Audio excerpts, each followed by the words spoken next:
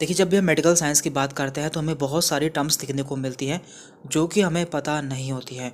ये टर्म्स आपको जो टेस्ट कराते हैं उसमें भी देखने को मिल सकती है। इसके अलावा यदि कोई मेडिकल साइंस की बुक होती है तो उसमें भी आपको ये टर्म्स देखने को मिल सकती है और ये टर्म्स बहुत ही कॉमन है, इसलिए आपको ये सभी पता होने चाहिए।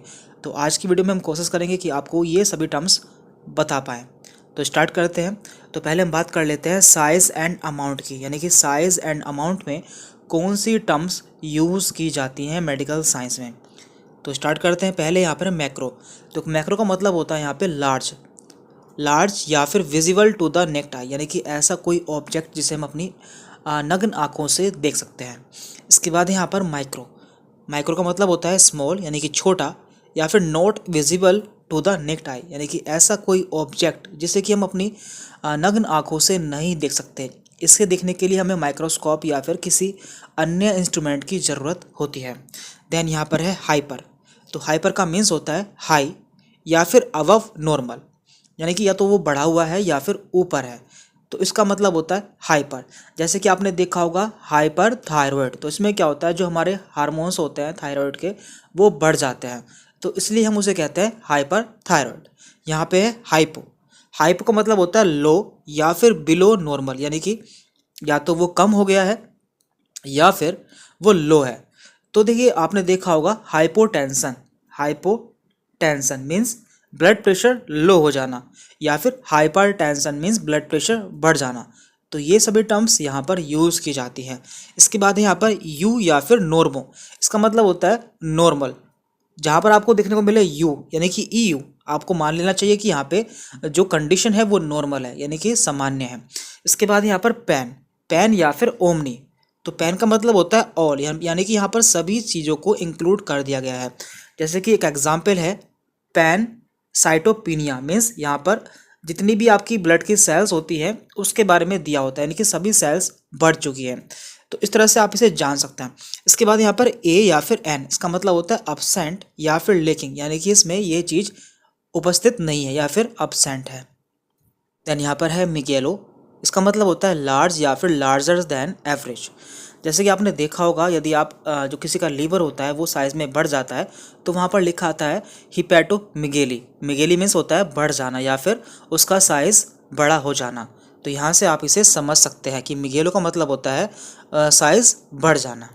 तो अब हम कुछ न्यूमेरिकल टर्म्स देख लेते हैं। तो यहाँ पर है मोनो। मोनो का मतलब होता है सिंगल, यानी कि एक। डाई का मतलब टू या फिर डबल। ट्राई का मीन्स होता है थ्री या फिर ट्रिपल।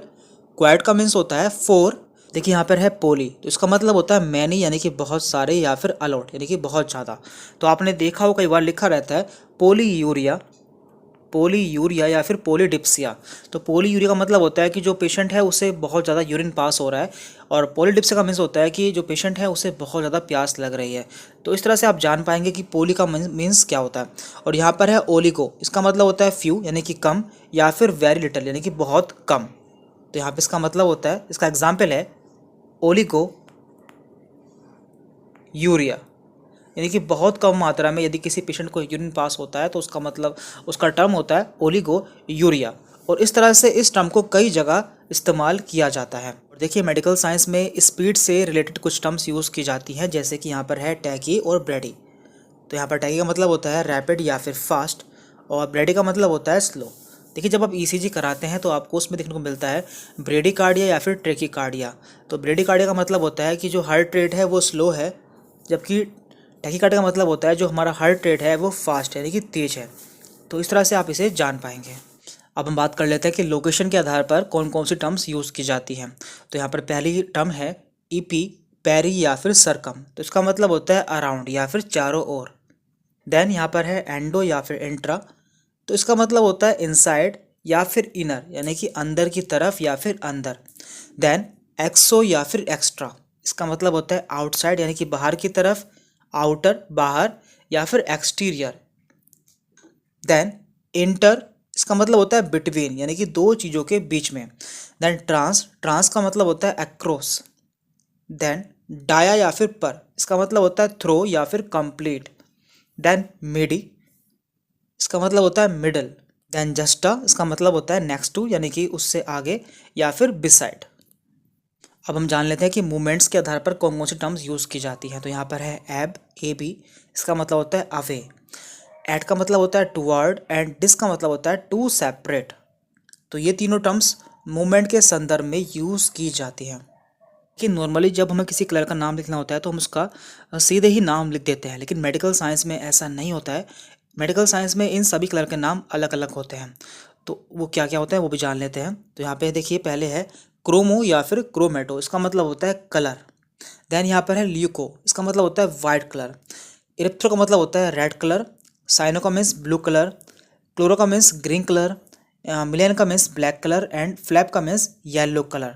तो आप जानते हैं जो आपकी इरिथ्रोसाइट या फिर आरबीसी होती है वो लाल रंग की होती है, इसलिए उनका नाम पड़ा है इरिथ्रोसाइट। और जो आपका मिलेनोसाइट होती है वो ब्लैक कलर की होती है, इसलिए उनका नाम पड़ा है मिलेनोसाइट्स। तो इस तरह से मेडिकल साइंस में कलर को रिप्रेजेंट किया जाता है। अब यहाँ पर हमारे बॉडी से संबंधित कुछ टर्म्स हैं जो कि आपको पता होनी चाहिए। तो पहले यहाँ पर होमियो, इसका मतलब होता है बॉडी। देन सिफेलो, इसका मतलब होता है हेड। देन सर्व, इसका मतलब होता है नेक। थोरेको का मीन्स होता है चेस्ट। एब्डोमिनो का मीन्स होता है एब्डोमिनल यानी कि हमारा पेट। देन पेल्वो, इसका मतलब होता है पेल्विक रीजन। देन पेरिटोन, इसका मतलब होता है पेरिटोनियम, जो हमारे पेट की कवरिंग होती है उसे हम कहते हैं पेरिटोनियम। देन ड्रम, इसका मतलब होता है स्किन या फिर डर्मिस। देन न्यूरो, इसका मतलब होता है नर्व। देन यहाँ पर है हीमो, इसका मतलब होता है ब्लड। आर्ट्रियो या फिर एंजियो, इसका मतलब होता है आर्टरीज यानी कि ऐसी नलिकाएं जो कि हमारे ब्लड को हार्ट से लेकर जाती हैं। देन वेनो या फिर वेना, इसका मतलब होता है वेनस। देन वेस्कुलो, इसका मतलब होता है वेस्कुलर। देन मस्कुलो, इसका मतलब होता है मसल्स। मायो या फिर सार्को, तो इसका मतलब भी मसल्स ही होता है। देन यहाँ पर है स्केलेट, तो इसका मतलब होता है स्केलेटन या फिर बोन यानी कि हमारी हड्डियाँ। देन ओस्टियो, इसका मतलब भी होता है bone. Cyto means cell. Cyte means cell या फिर सेलुलर। तो ये सभी हमारे बॉडी से संबंधित कुछ टर्म्स हैं जो कि आपको मेडिकल साइंस में देखने को मिलेगी।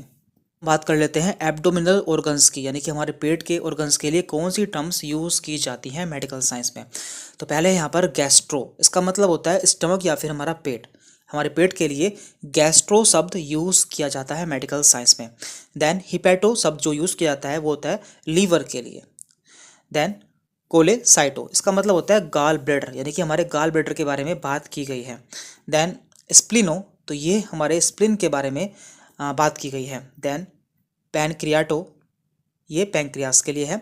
एड्रीनो, एड्रिनल ग्लैंड के लिए। देन यहाँ पर है नेफ्रो, तो नेफ्रोस वर्ड जो है वो किडनी के लिए यूज़ किया जाता है। देन यहाँ पर है एंट्रो, तो एंट्रो का मतलब होता है इंटेस्टाइन, तो ये बहुत ही कॉमन वर्ड है, इसका मतलब होता है इंटेस्टाइन। देन यहाँ पर है कोलो, तो इसका मतलब होता है कोलन या फिर हमारी लार्ज इंटेस्टाइन के लिए ये यूज़ किया जाता है।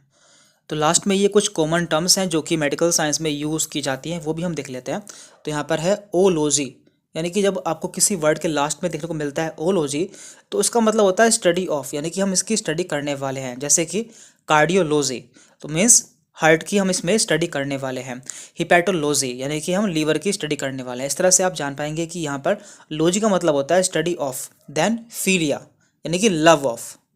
Then phobia means fear of, यानी कि इससे डर लगता है। जैसे कि हाइड्रोफोबिया मीन्स जो पेशेंट है उसे पानी से डर लगता है, तो हम लिखेंगे हाइड्रोफोबिया। देन यहाँ पर है टेंशन, इसका मतलब होता है प्रेशर, जैसे कि है हाइपोटेंशन, यानी कि जो प्रेशर है वो कम हो चुका है, या फिर हाइपर टेंशन मीन्स प्रेशर बढ़ चुका है।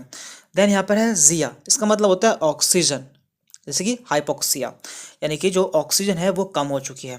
देन यहाँ पे है कैप्निया, इसका मतलब होता है कार्बन डाइऑक्साइड। देन यहाँ पर है निया, इसका मतलब होता है एयर। एंड लास्ट में है एज, इसका मतलब होता है एंजाइम। ये सभी कॉमन टर्म्स हैं जो कि आपको मेडिकल साइंस में बार बार देखने को मिलती है, या फिर आप कोई टेस्ट कराते हैं तो उसमें भी आपको ये टर्म्स देखने को मिल सकती हैं, इसलिए आपको ये सभी टर्म्स पता होनी चाहिए। Thank you very much.